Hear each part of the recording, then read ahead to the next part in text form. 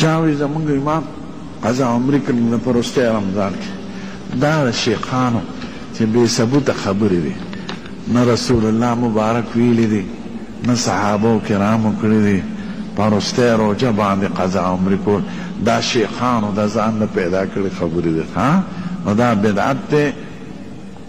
قضا خو چې سړي باندې قضایي نو چې کله درته مکمل وشه قضا به کوې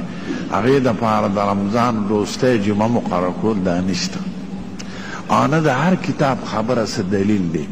دلیل هغه خبره چې زمونږ ښکلی پیغمبر ویلي او صحابه و کرامو په ژوند کې راوستي ما درته وویل نو دا د ځانه د شیخانو خبره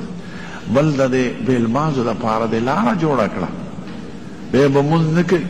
بیا به یې په وروستی روجه کې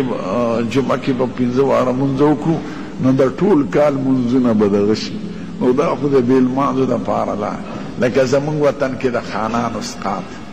زه هغه مولیانو ته پکار یم چې دیرې پې ګرځئ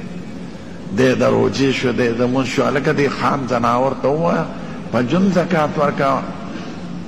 په ژوند مونځ کوه په دې پیټې حسابونې جنت فردوس ته مه رسوه دا فدیه علما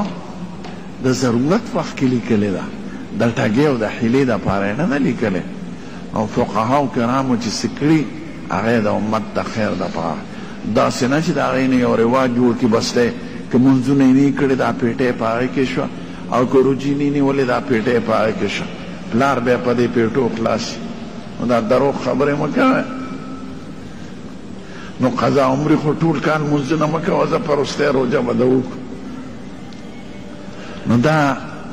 د بېلمازانو دپاره یو دروازه ده نو دا مه کوئ